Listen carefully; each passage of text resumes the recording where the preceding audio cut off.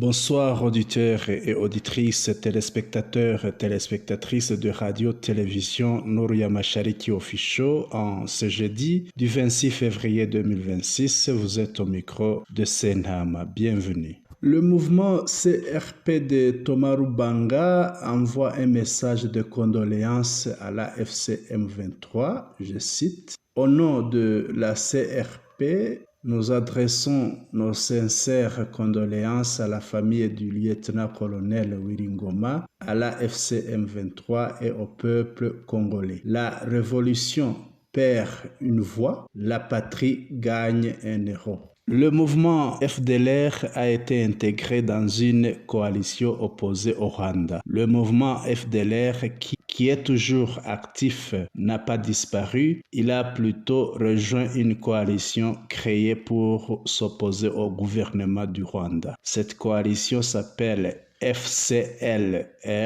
En toutes lettres, c'est Front commun pour la libération du Rwanda. Elle serait dirigée par Jean-Luc Habyarimana, assisté de Kayumba Nyamwasa et de David Himbara. La création de cette coalition aurait été initiée par le gouvernement de Kinshasa et de Gitega. Certaines personnes auraient même reçu de l'argent pour y adhérer. Par exemple, Jean-Luc Habyarimana aurait reçu $1 million américains du gouvernement de Kinshasa, tandis que celui qui s'est fait appeler le prêtre Nahimana Padiri aurait reçu $500,000 américains. Rudasingwa Théogène, Gérard Gahima et Kayumba Nyamwasa auraient chacun reçu $1 million américains pour participer à cette coalition, somme qui leur aurait été versée par le gouvernement de Kinshasa. De même, une personne appelée Badrama, récemment apparue en train d'insulter le Rwanda, aurait également bénéficié d'une somme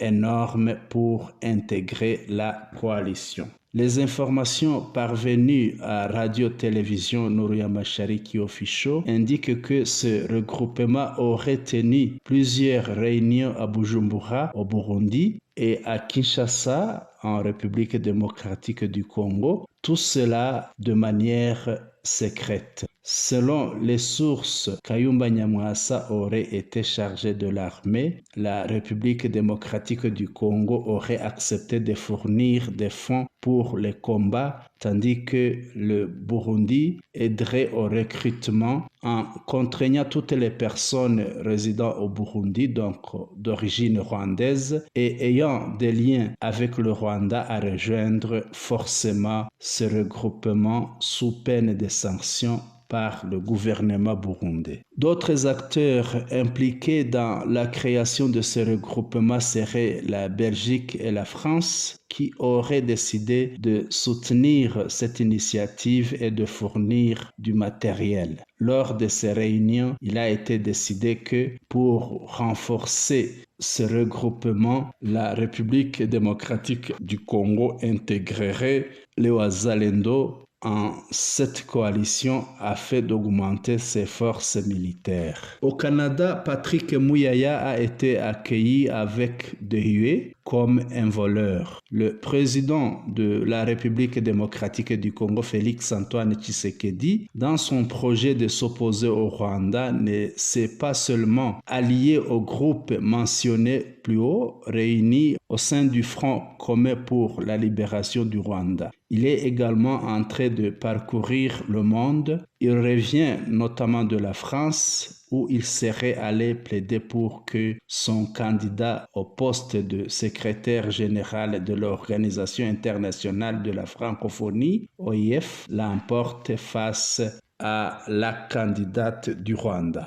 Il aurait aussi sollicité l'aide du président Emmanuel Macron afin que la France soutienne des sanctions contre le Rwanda.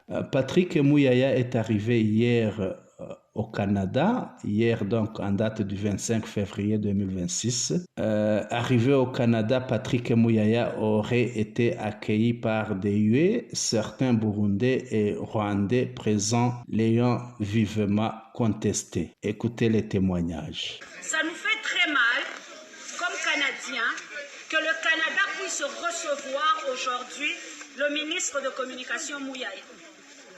C'est très honteux pour nous. Ça nous fait mal, c'est nous humilier.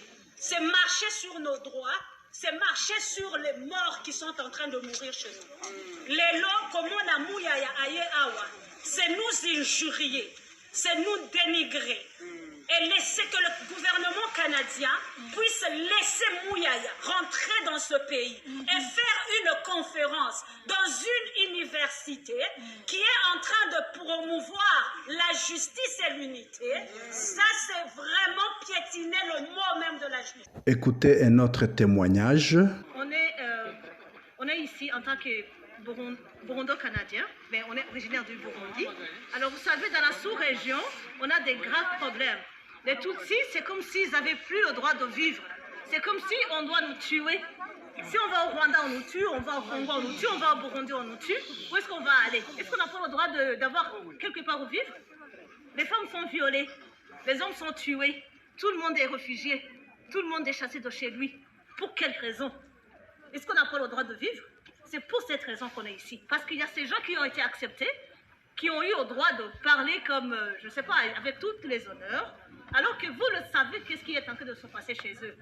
Je suis originaire du Burundi, je vous le dis. Vous avez vu les FDLR rentrer au Burundi. Vous savez ce qu'ils ont fait au Rwanda. Et qu'est-ce qu'ils vont faire chez nous? Aujourd'hui, on a écouté des audios quelque part où les Banyamulenge sont sortis des voitures. La seule raison, vous savez, quelles sont leur faute, c'est quoi? C'est juste leur visage. Comme si on avait choisi de naître comme ça. Personne n'a choisi de naître comme ça. On est juste né comme ça. Ça ne devait pas être une faute.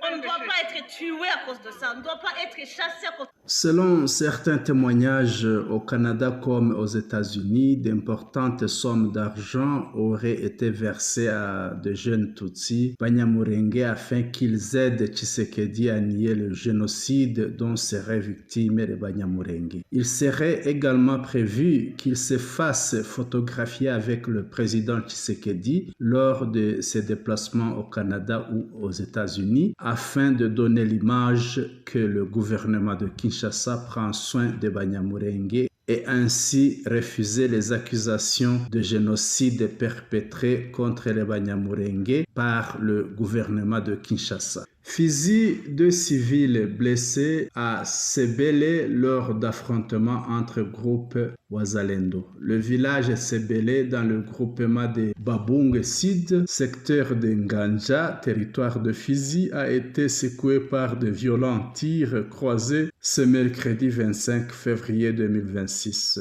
D'après des sources locales, 2 factions se réclamant de Wazalendo se sont affrontées, provoquant une vive panique parmi les habitants. Le bilan provisoire fait état de 2 blessés civils, une femme touchée par balle à la jambe et un enfant grièvement atteint. Les victimes ont été évacuées vers des structures sanitaires pour y recevoir des soins. Entre-temps, plusieurs familles ont quitté la localité redoutant une reprise de combat. Cet épisode relance les préoccupations quant à la détérioration continue de la situation sécuritaire dans cette partie du Sud Kivu. La société civile des compatriotes congolais de Sebele a fermement condamné ces violences, les qualifiant d'actes inhumains. Son président, Enyambwe Asankumu, déplore des affrontements qui mettent gravement en danger les populations civiles et appelle à des actions urgentes afin de rétablir l'ordre